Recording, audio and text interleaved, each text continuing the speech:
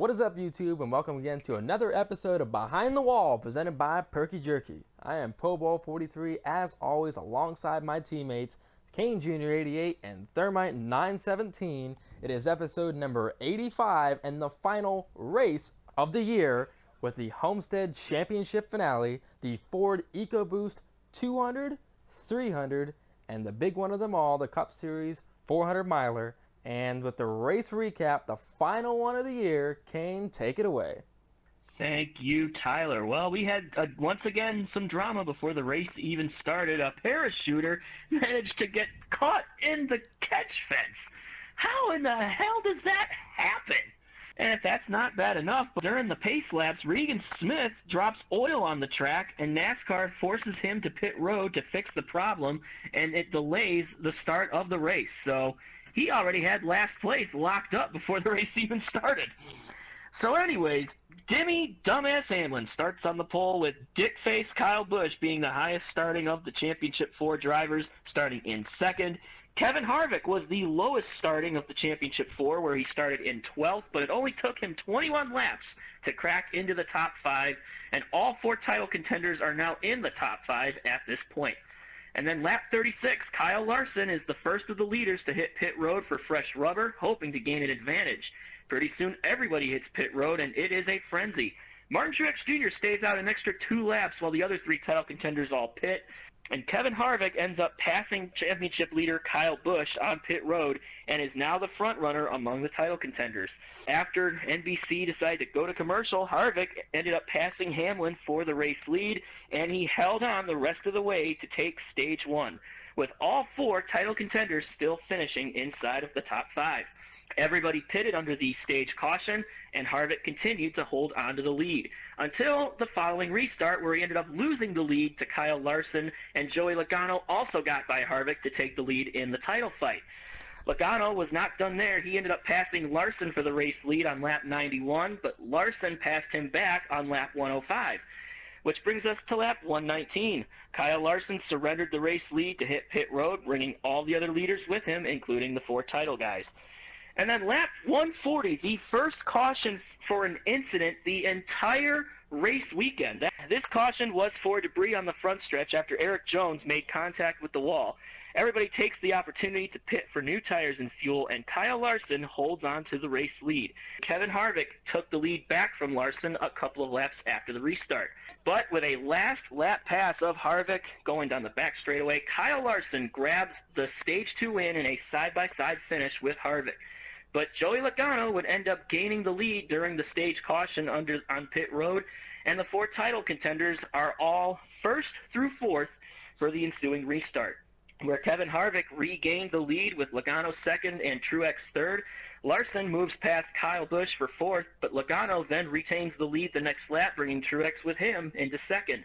And then that's when things got interesting. Kyle Larson was chasing down Logano for the lead, running the high side, but contact with the right rear and the wall cut down his right rear tire, bringing out a caution.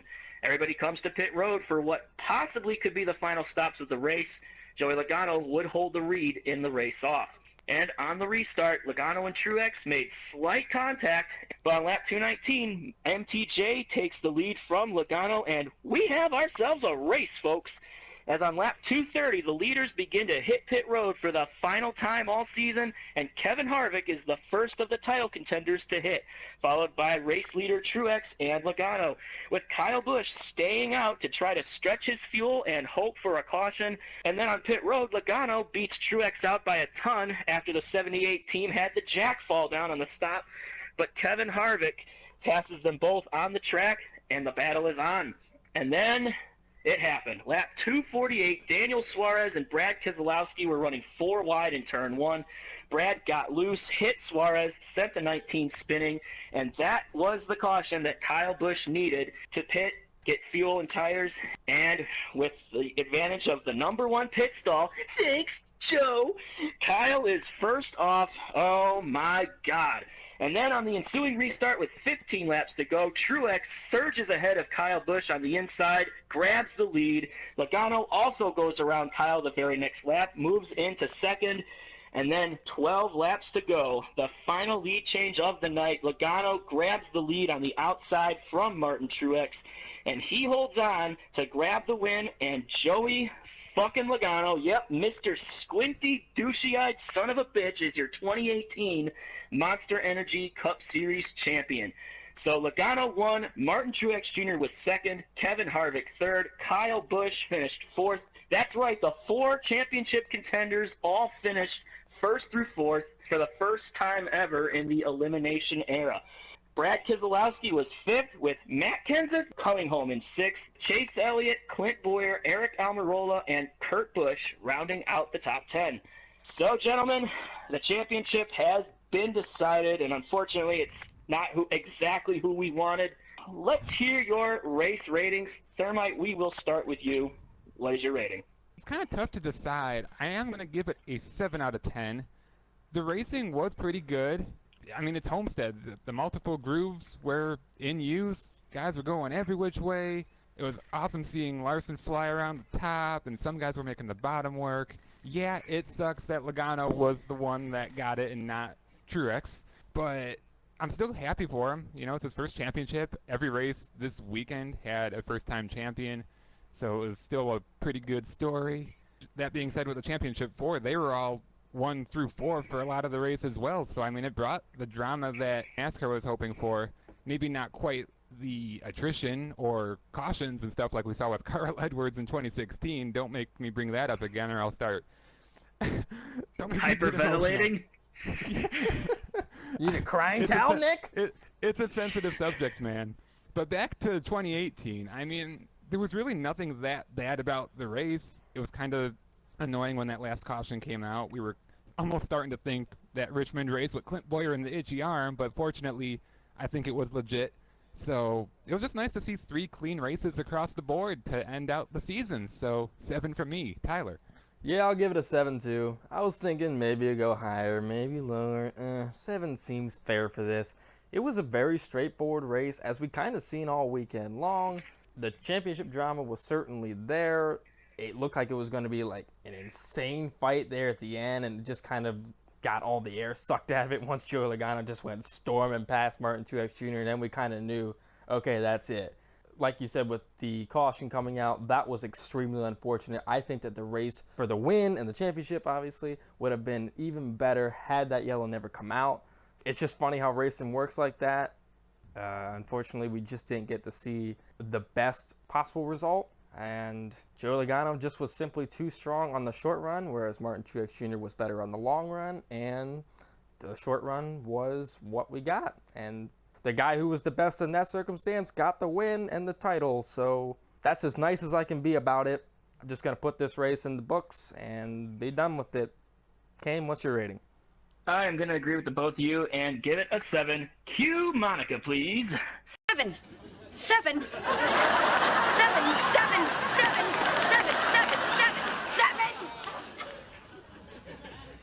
They were saying going into this race that this is the best championship 4 that we've had since this format was first introduced, and they showed it tonight, and you really can't argue against it. And it obviously came with all the drama that you would expect, like, oh, is Truex going to take out Logano? Is he going to get his payback for Martinsville?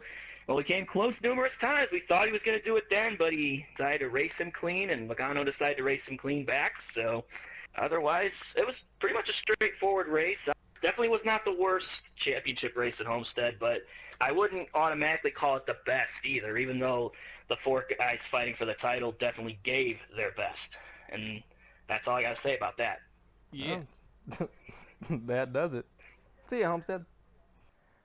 All right, now it's time to hand out some race awards for the Homestead weekend, and leading it off with that classic boner of the week. It's going to go to a driver in the Xfinity Series, and we're going to use driver loosely here, Angela Rock.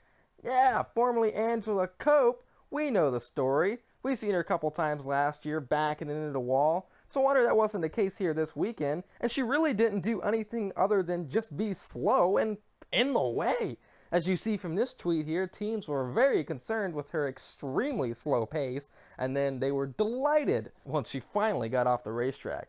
Okay, she was driving the 39 car for Ryan Sieg Racing, And that's the primary car that Ryan Sieg has been doing pretty stout in all year long and does on a regular basis anyways. So you can't tell me that car was just slow. That's right, she's slow. I don't understand it. Like, what are you doing? Save your money, stay home, learn how to knit, maybe get some cowboy boots, go to the dance club. Kevin Harvick suggested that for you and your sister years ago. What is your response to that? Pick some boots in your favorite song and find a new job. I don't know why you haven't taken him up on that. You're stupid. You're in the way. Just go. Please, stop making an appearance. Ugh. Next award. The next award is our final day from hell of 2018, and it goes to Alex Bowman.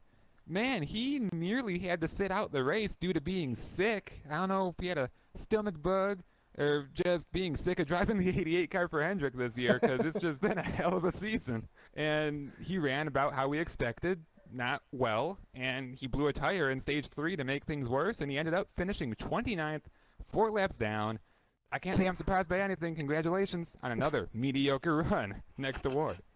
All right, our next award is our final Straight Jacket Award! and it goes to Brad Keselowski and Daniel Suarez, who brought out the final caution of the season when Brad was in the middle of 4 wide in turn 1. He got loose, went up into Suarez, and sent Suarez spinning around, and that in turn helped Kyle Busch come to pit road and retake the lead on his pit stop. Oh my God. And then of course you had all the conspiracy theorists coming out because of course Suarez is in a Gibbs car and he's leaving at the end of the year, so he has nothing to lose. Well, when they saw the replay, they was like, oh wait a minute, it was Brad! Brad, Daniel, you must be freaking crazy! If you think running 4 wide in the middle of a turn at Homestead is actually gonna work out! Well, it didn't, and you ended up screwing the whole race as a result! Oh my God! Next award! Yes, the next award are the Cigar Awards, and we got a nice little fleet to hand out. Starting off, obviously, the Truck Series. Brett Moffitt in the beautiful stash. He gets a large cigar. He gets his 6th win of the season, back-to-back wins to end it, and is the 2018 Truck Series champion. Obviously, we are super thrilled for him and Shiggy Hattori getting that damn truck into victory lane. And I also like to say this, I know Scott Zipadelli, his crew chief, was super pumped, and he had this to say. Everyone can eat shit! A big bag of shit! Yeah, that's right, everybody can eat shit! Such a satisfying victory. But we have another cigar for the Truck Series, and it goes to Sheldon Creed. Obviously, we already know he's going to a full-time ride next year in that 2 GMS truck, and he topped his career best, which he got last week, and he got a top 5, so that's awesome. In 7 starts, he was able to get his first career top 5. Our former little buddy, Cody Coughlin, took him 34 starts to get a top 5 in the Truck Series. Yeah, you can see where the talent is right there. Next, cigars. Yeah, we move on to Xfinity. The first cigar for them goes to Tyler Reddick. He wins the Xfinity Series title. And I gotta ask, how? It's just insane. I mean, he was the 4th seed coming in pretty much, the underdog. No one really expected him to do anything because he was so inconsistent during the year, didn't really have the car control, always would choke during the race. But man, he just rode the high line the entire time, pulled a Kyle Larson, and he did it. Like, he had nothing to lose, so he took a swing, and it paid off. So I'm happy for those guys. That's huge for JRM. They got another championship. It's the first time in an Xfinity Series season where someone has won the first and the last race in a season. It's also the second time an Xfinity champion was from California, the first one being Kevin Harvick. And another interesting stat is that's the 3rd Xfinity champion to be a rookie when he won the championship. And the 2 others were also in the number 9 car, William Byron and Chase Elliott. So, cool stuff. I guess it was meant to be. Moving on with Xfinity Cigars, Michael Annett. What? Huh? What? Am I reading that right? He got another top 10. He finished 9th. That's only his 3rd top 10 of 2018. Holy Lord, that is just not a good year. I can't believe they re-signed him. Get your pilot money, Flying J. Well, at least he ended the season on a high note. And our final Xfinity cigar goes to Chase Briscoe and the 60 team. And they deserve a cigar after the season they have had. Oh my God. He finished 13th and actually did not wreck and had a solid day overall. So let's just get the car back in the trailer, go home, and pretend this season never happened. Moving on to Cup Cigars. Take it away. All right, our next two cigars are, of course, from the Cup race. Joey Logano, no surprise, he gets a cigar. He won the championship after he took the lead from Martin Truex Jr. with 12 laps to go and never looked back. Here you go, Joey. Take it. Get out of here. And, oh yeah, screw your daddy, too. Fuck Tom Logano. And our final cigar of 2018, it goes to Matt Kenseth. He finished in 6th. That's right, his best finish of the season in what is possibly going to be his final start in NASCAR ever. He finishes 6th, the very same spot he finished in 1998 at Dover when he was subbing for Bill Elliott. And it was in car number 6, too. And even more ironic, the fact you bring up Bill Elliott. Who did he finish right in front of? His son, Chase Elliott. Just the pure irony here. And we have one last award to give away. It just wouldn't be a perfect ending to 2018 without us giving this award away. Tyler, what is it? Oh, I just got a fresh box of Kleenex because I'm gonna need it for the grind dough. Oh, damn it. Who does it go to? What? It can't be. Kyle Busch. Oh my God! How appropriate! Oh, Kyle! He finished 4th out of 4 off all those wins and top 5s and top 10s. Oh, and laps led, Kyle! You didn't win! And look at all the salty things you said on the radio! A lot of positions lost for the 18 team and Kyle Busch. Fantastic day for all this. What the man? God damn, I can't pass a car. Oh, Kyle, you ain't gonna be the best every time. You ain't gonna have the best car, you big sour Skittles, M&M's, caramel, Malteser, son of a bitch! Oh, Kyle, I know you hate finishing 2nd, but you didn't even finish 3rd. You finished 4th. Is that a good thing, Kyle? I don't think so. Suck it! Oh, God damn it, Kyle. Why do you have to yell at Adam Stevens like that? He's just doing his job. He's just trying to help you be the best you that you can be. Even if it means it costs you the championship. Oh, my God, Kyle. You big crybaby. How'd that first pit stall work out? Yeah, bitch. Yeah. Thank you, Coach. I mean, hey, Joey won the title. I guess it only serves us right to have to shit on somebody. And Kyle was just the one to take the fall. Oh, oh man. Hey, remember that time his crew guys made you bloody, Kyle? That was funny too. Good times. Crying towel in the books. Kyle is the recipient of all time. What a beautiful season of awards. Yep. Well, that's it. Moving on. Well, as always, we have some good paint schemes from the week. Real quick, we'll start with Shane Lee from the Xfinity race, CMR Construction and Roofing. The scheme is so simple, but it works. They didn't overdo it. They just kept it to the point. I like the colors. Yeah, sorry about your 20th place finish, but we'll move on to the next one from Xfinity. Tyler, what is it? It is the John Hunter Nemechek Fire Alarm Lake City, Colorado Camaro. Nice looking paint scheme, really. I love like the mountain kind of look on the sides. Good number color too. Just everything seems to work here. They've had some really solid fire alarm cars this year, so hopefully we'll see some more good ones next year. But now we venture off into a little bit of a different one. This is the honorably dishonorable car. Kane, please talk about this. Oh, I will. It is Jimmy Johnson's throwback Lowe's Chevrolet, throwing it back to his rookie season of 2002, which back then, that was a really solid paint scheme.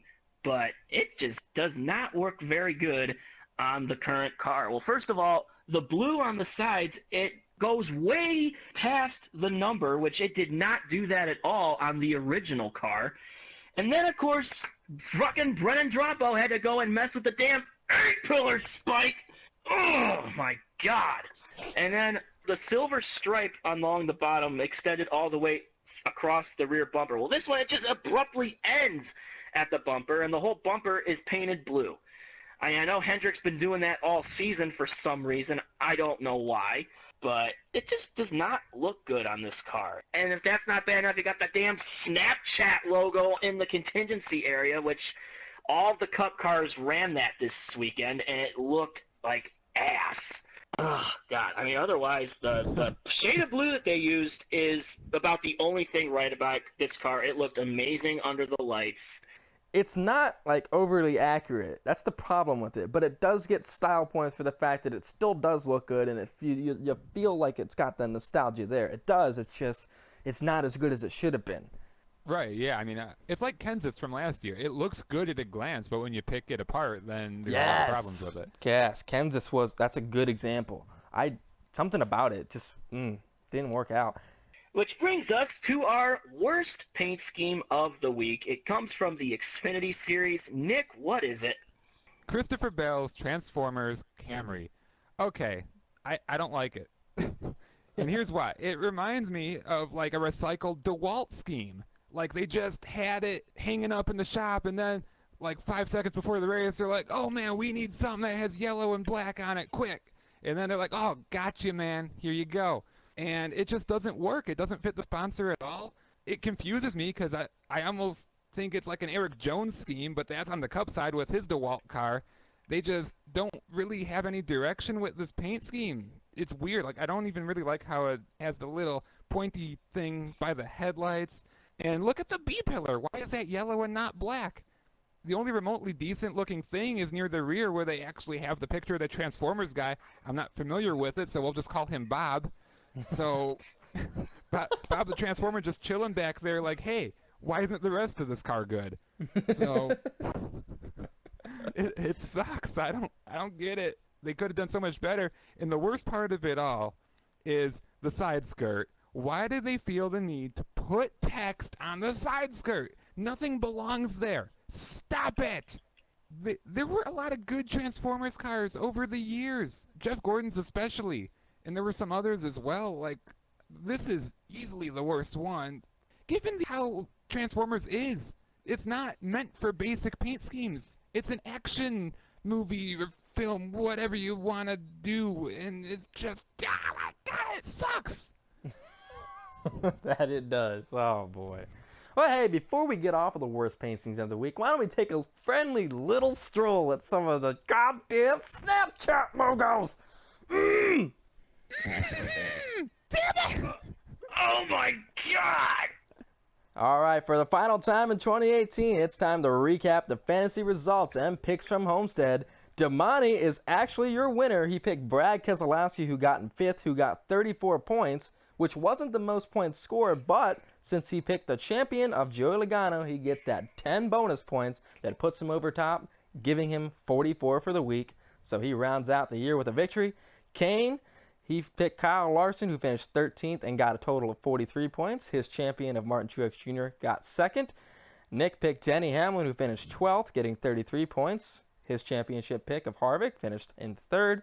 And I rounded out the rear, taking Chase Elliott, who got 7th, only got 30 points. And mine, Kyle Busch, got 4th. So, taking a look at the final behind-the-wall fantasy standings, Kane obviously gets the win with 1,415, winning by 24 over me, 48 over Nick, and 136 over Damani. So, Kane, congratulations on your fantasy title. You definitely earned it for all year long. I still can't forget about the incredible Coca-Cola 600 and Memorial Day that you had. That will go down in behind-the-wall fantasy history. We'll just use that completely loosely, but still, that was incredible. So, congratulations. Yeah, congratulations. You kicked our ass, and that's all there is to it. Jesus. I'm not surprised by anything. Congratulations. Well, thank you very much, and I just want to thank Kelly Buck and Chevy and Sprint. I also got to thank Burger Fi and Xfinity and Chevy. All right, you're taking it too far now. Your day in the sun came to the end. All right. Yeah. Yeah. Mic drop. Everything's great. All right, boys. It was another fun year of fantasy, so we'll look forward to 2019. Well, it is my turn to do a special segment this week on Behind the Wall, and it's appropriately enough, we're going to be talking about racing podcasts. Now, obviously, Behind the Wall, presented by Perky Jerky, isn't the only racing podcast that you can listen to on the interwebs. There's quite a few of them, honestly, and today I'm going to share my top 5 favorite racing podcasts. We're going to start off with a classic that's published every week on NASCAR.com. It's The Glass Case of Emotion, hosted by Ryan Blaney, Kim Kuhn, and Chuck Bush. And each week, Blaney and his buddies discuss all things involved in the general pursuit of happiness. Basically, a variety of topics from NASCAR to Star Wars and pretty much everything in between. It's available, obviously, on NASCAR.com and all podcast outlets. My favorite parts of those ones are basically the range of guests they have, which is like Bubba Wallace or maybe Larson or Suarez or whatnot. And pretty much the fact that the discussion topics that they do, it's all over the place. It's basically an open podcast that you can talk about whatever the fuck you want, and that's what makes it pretty gold. So moving on, the next one is it's more of a classic. It's the Scene Vault. For those of you who don't remember the NASCAR Scene, it was a weekly newspaper that you'd get in the mail every week that talked about the previous week's races. And Rick Houston, he authored 7 books on NASCAR, as well as brings decades of experience covering the sport to the Scene Vault podcast, such as a behind-the-scenes look at some of the most famous stories in NASCAR. And anytime a legend is on the show, you gotta listen to it. In fact, this week we lost David Pearson, the Silver Fox, the man who holds second place on NASCAR's all-time wins list. So they went and republished that episode, and it's definitely worth a listen, because you know David Pearson, he has all kinds of great stories, like the time he pied Tiny Lund in the face with a cherry pie, or actually, no, it's Tiny Lund that did that to him. But either way, it's probably the first thing he did when he walked through the pearly gates. It just pied him right in the damn face. Yeah, you damn right. So anyways, we are moving on, and these next 3 should come as no surprise. All of them are on the same podcasting outlet. That is Dirty Mo Radio, Dale Earnhardt Jr.'s podcasting bank. Will obviously start with the Dale Jr. Download, hosted by Dale and his buddies Mike Davis and Matthew Dillner. My favorite part, it's unfortunately a part that's no longer around, it's Reaction Theater. This is basically a segment where the fans, they would leave a voicemail at the number that they would advertise, and a lot of those calls were extremely memorable, myself included. I've left quite a few memorable calls on there. And holy cow! Hello again, everybody. Harry Carey here. If you had told me back in July that Jimmy Johnson would be a 7-time champion, I would have said you were crazy. But here we are, and Jimmy has done it. Chase Elliott has won Rookie of the Year. It turned out to be a great year for Hendrick Motorsports. Harry Carey. I was waiting for more. Heck, I think Tyler has as well. Tyler, you want to add your thoughts to this one? I would certainly like to. Yes, I did leave a handful, and some of them even made it onto the program. I remember a couple that I did. I did one the time where Junior won the first Pocono race. I made a couple cracks about his then PR guy, Mike Hogue. Kane, remember him very well. And then, I do know him, yep. And one of the last times I think I made it on was 2016, and that's where I basically did like a a passage when Amelia got wrecked, and we kind of laid her to rest, and it was a very sad one. Friends, loved ones, we are gathered here today to celebrate the life of a beautiful chassis, Amelia. Amelia won the hearts of many with a memorable 2015 season. In the 5 races she competed in, she won an amazing 3 times. She made a return in 2016 looking for even more success and found it early with the Daytona dual win. Amelia was all about speed and kicking, and although her final 2 appearances were grim, we shall never forget the joy she brought all of us in Junior Nation. May she rest in peace in the Dirty Mo Acres graveyard. Goodbye, Amelia. We love you. And there's the pastor of the church. Pour one out. It was a fun thing to do. I always enjoyed listening to it every single week. You know, the show has been around since 2013. So many great episodes. I've had to go back and listen to a handful of the old ones with the old host, and everything was just great, even in that format. And then once Junior took it over as a primary host, it added so much more depth to it as well. Thank you, Tyler. So we're going to stay in the Dirty Mo family for this next one. Door Bumper Clear, hosted by spotters TJ Majors and Brett Griffin, and occasionally Freddie Kraft. They debate back and forth on a timer. That's one of my favorite things. It's called Spot On, Spot Off. Basically, a subject from the week is brought up, and then TJ and Brett will discuss whether they're for that or against it. As well as that, they basically just discuss hot topics in NASCAR as well as in today's society. And my favorite part is the fact that the entire podcast basically sounds like a big keggers going on right there in the studio, because when one of them wins a race, like Brett was hung over after Clint Boyer won at Martinsville this year. And you definitely know TJ's going to be feeling the same way this week when they record, because obviously he just won the frickin' championship with Joey Logano. So TJ, congratulations on that. We're happy for you. Anyways, moving on to the final one, and this is a podcast that I've also been on. It's the Junior Nation Undamn Restricted, hosted by my friend Dado down in Texas.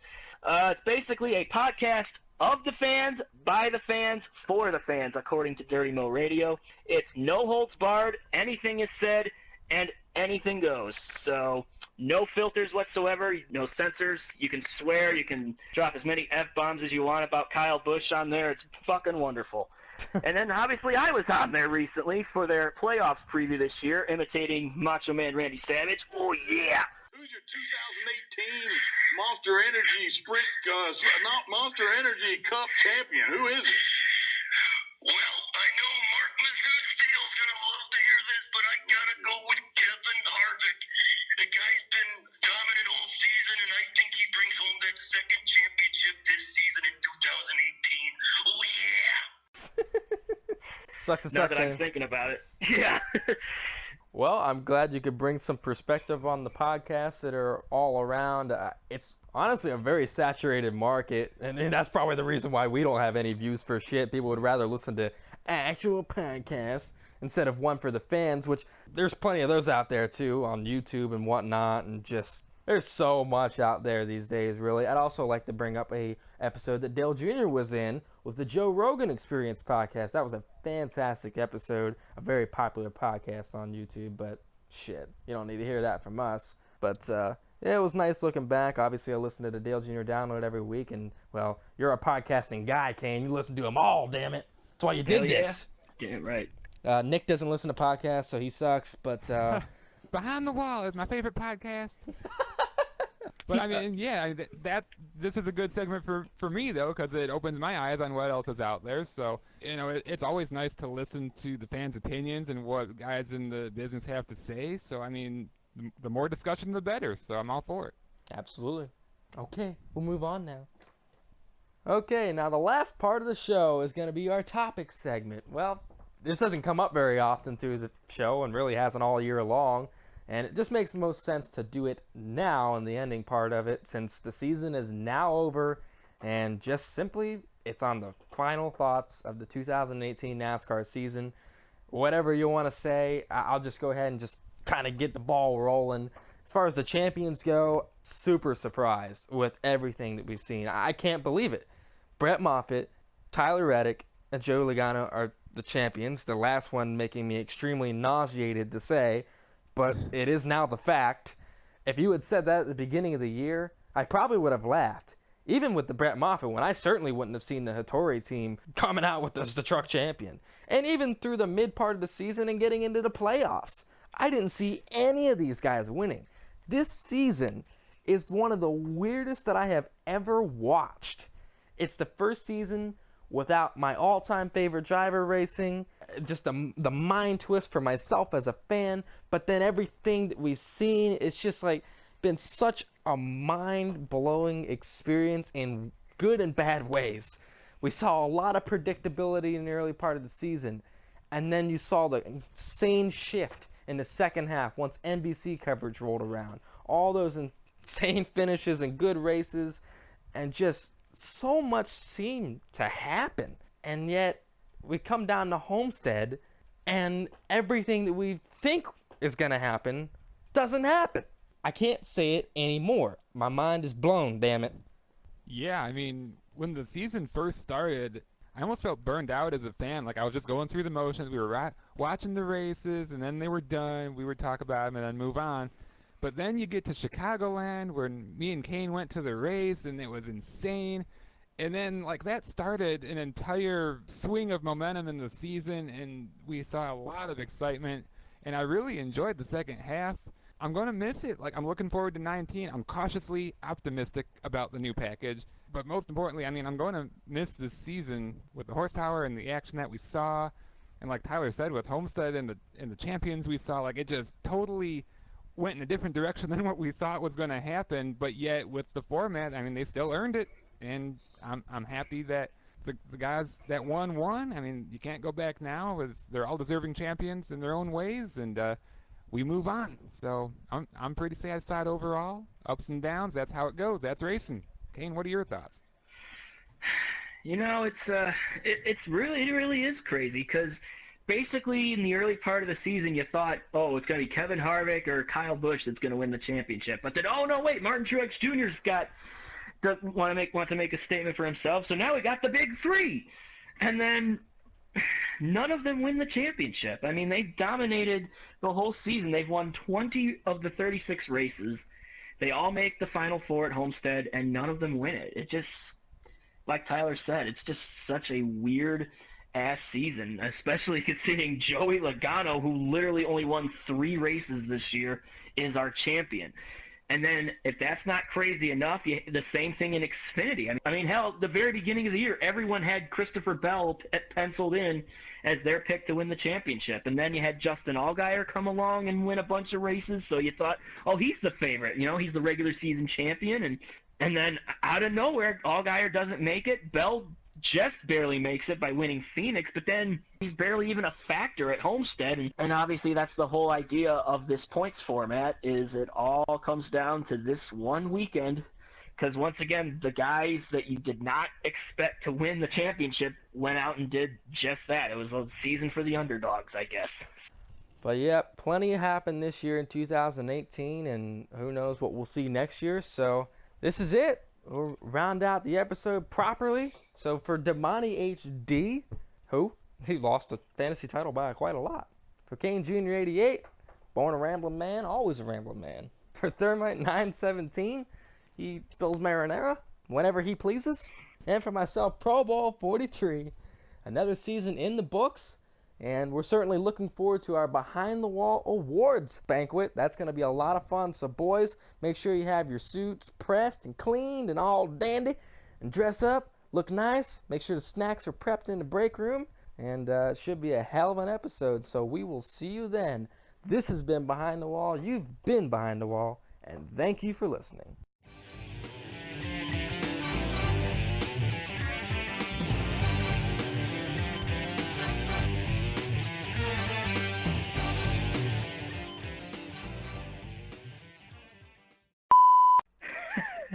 But either way, though,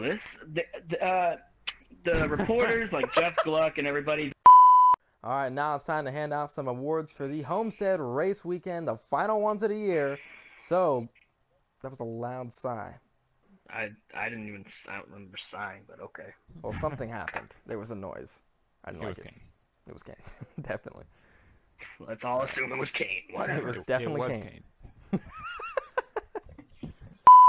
It's the first time in Xfinity Series, it's the first time in an Xfinity. Oh my God! you were bottling that one hard. Classic Nick. Once more. And it's also the second time in Xfinity Championship, or in an Sweet Jesus! Are you an Aquafina employee? Cause you're bottling it up. Hey, Nick, you better be careful, or, we might slip up, because that's what you're doing. You're slipping up. Hey, Nick, did they mop the floor? Because you better be careful. You might slip and fall. Go to hell. Uh-oh, it looks like a podcast from hell for Nick Lemecki. Yeah, let's see your nipples. You did. All right. Got this. You sure? Yes. Wow. Both times, his first start and his last start, he was racing in a car that was part-time. Well, he was racing part-time in that car. You guys get now the who's point. bottling it, Oh bitch? my god. You weren't the best. Oh, just deal with it, you big sour Skittles, crybaby son of an M&M's caramel. Malteser, bitch. Now who's bottling it? Oh, Kyle. Hold on. My God. Oh, hold the fuck on. I was saying so much. Yeah, you were. I'll get it this time, I promise. If Kyle didn't throw his fit, who would we have given the crying towel to? Oh, Brett Moffitt, your mustache is too good. It's so good it makes me sad. I'm gonna cry because it's so luscious and sexy. He looks like it came straight out of a damn porno. An 80s porno. Yeah. Caterpillars belong in the forest, not under your nose. No, they don't. They belong on the hood of my number 22 Dodge. There you damn right. I would've shot that caterpillar right out of the window. The fuck is this shit? We're extending the awards talking about caterpillars and Ward Burton. Eric Jones, Transformers, Toyota Camry. Eric Jones? Eric Jones? Oh my god. I was looking at the 20 and it was yellow, so I got all confused. This is why the scheme is so bad. What a bottle. I think you did slip on the wet floor. Christopher Bell's Transformer. Okay. Oh damn it, Kane, you talked over it, and I gotta do it again. Now I messed yours up because you suck. Hey, who you guys pick at the Daytona? Yeah, who should I go with for the Bud Shootout? LOL. The Sprint Unlimited Class Shootout Budweiser. Can-Am. The Monster Mash. The Monster Bush. The Monster Mash. That would be the cheesiest fucking thing. Oh Why my did it god. take us all season to think of that? That I don't know. Not even all season. That's last year too. All of 2 seasons. That's 2 years. Why did that never ever be said? That's incredible. We'll see you in February 2019 for the Monster Mash at Daytona. That is so terrible. Oh. Alright, for the final time this year, it is time to recap the fantasy results and picks from Homestead. Damn, voice crack. Puberty. Thanks, ass. Hole. Watch my Scrubs video, by the way. I Okay. will. I'm gonna redo that. I watched the damn thing while I'm good and right. There was a race on today. I had other priorities. You had 3 hours before the race started. Get candy cobbler. I watched your damn 60 car video, and that was really good. You So did that after I'll the get fucking to it. race. Alright, let me do this. I'm just gonna sit on my ass and watch videos all day. Who do you think I am, you son of a bitch? I believe that that's what you are.